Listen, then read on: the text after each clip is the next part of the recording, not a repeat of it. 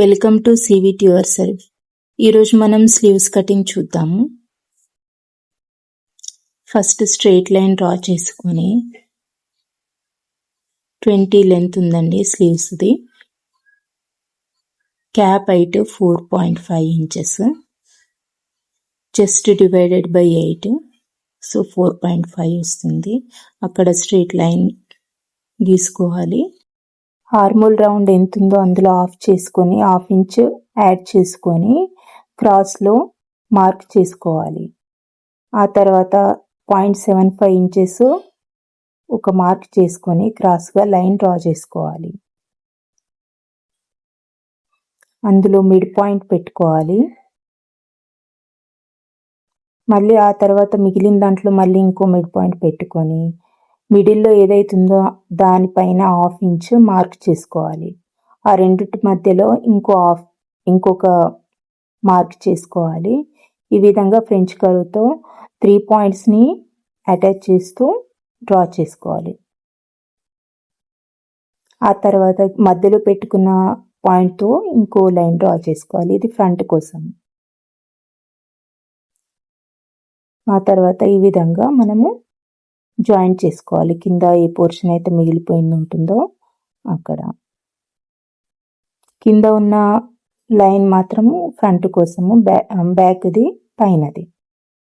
ఈ విధంగా డ్రా చేసుకొని ఆ తర్వాత మనం ఎంత సివింగ్ కోసం ఎక్స్ట్రా పెట్టుకుంటామో, నేను 1.5 ఇంచ్ పెట్టుకుంటున్నాను, అది మార్క్ చేసుకోవాలి. కింద 8 ఇంచులు ఉందండి స్లీవ్ రౌండ్, అందులో 1 ఇంచ్ డాట్ కోసమని 1.5 ఇంచ్ సీవింగ్ కోసమని, లూజింగ్ కోసమని పెట్టుకున్నాను. ఈ విధంగా డ్రా చేసుకోవాలి.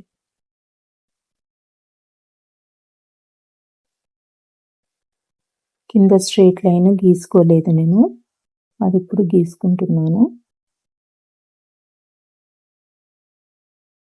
నాచెస్ పెట్టుకుంటున్నాను నాకు గుర్తుంటడానికి కోసమని. మిడిల్లో ఎక్కడైతే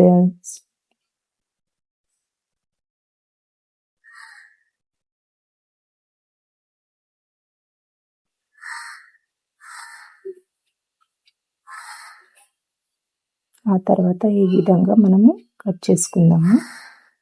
ఫస్ట్ బ్యాక్ దానిపై నుండి కట్ చేసుకోవాలి. ఆ తర్వాత ఓపెన్ చేసి ఫ్రంట్ది కట్ చేసుకోవాలి.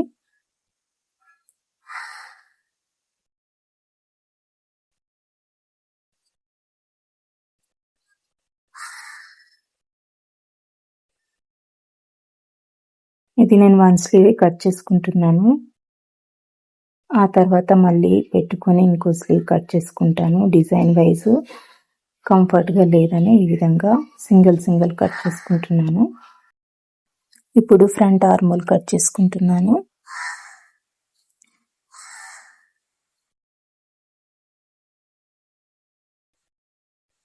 ఫ్రంట్ బ్యాక్ అని మార్క్ చేసి పెట్టుకోవాలి. ఎప్పుడైనా కూడా మర్చిపోతాం మనమని. ఈ విధంగా మళ్ళీ ఇంకో స్లీవ్ కట్ చేసుకుంటున్నాను.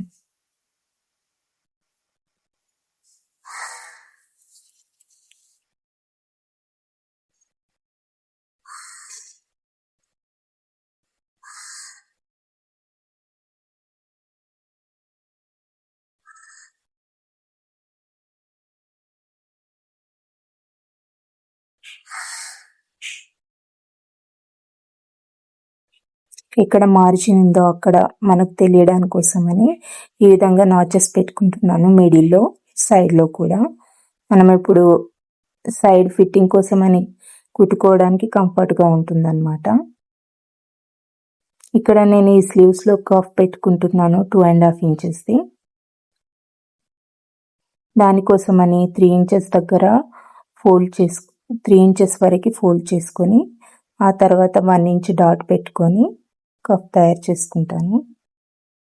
2.5 ఇంచెస్ లెంత్, 8 ఇంచెస్.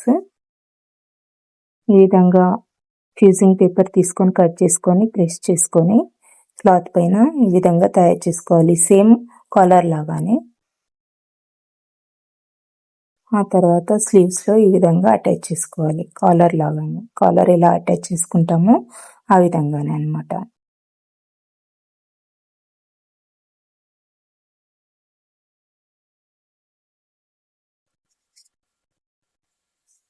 ఇలా రెండు స్లీవ్స్లో కూడా ఈ విధంగా అటాచ్ చేసుకున్న తర్వాత స్లీవ్స్ని మనము కుర్తీలోకి జాయిన్ చేద్దాము. కుర్తీ జాయింట్, స్లీవ్ జాయింట్ ఒక దగ్గర పెట్టుకొని స్లీవ్స్ అటాచ్ చేసుకోవాలి ఈ విధంగా.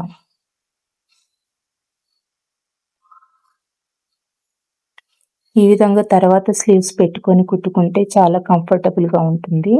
ఏ రింకల్స్ కూడా రాకుండా చాలా బాగా కనిపిస్తుంది అన్నమాట.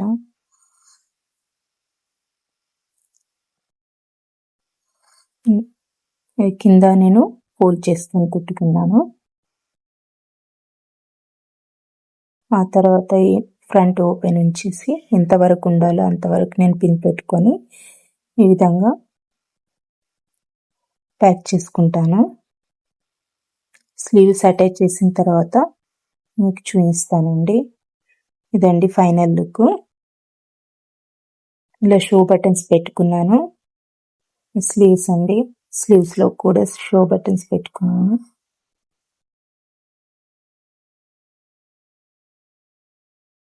మీకు ఎలా అనిపించింది? నచ్చినట్టయితే కామెంట్ చేయండి, షేర్ చేయండి, లైక్ చేయండి. ఇది గేర్ అండి, చాలా బాగా వచ్చింది గేర్ కూడా.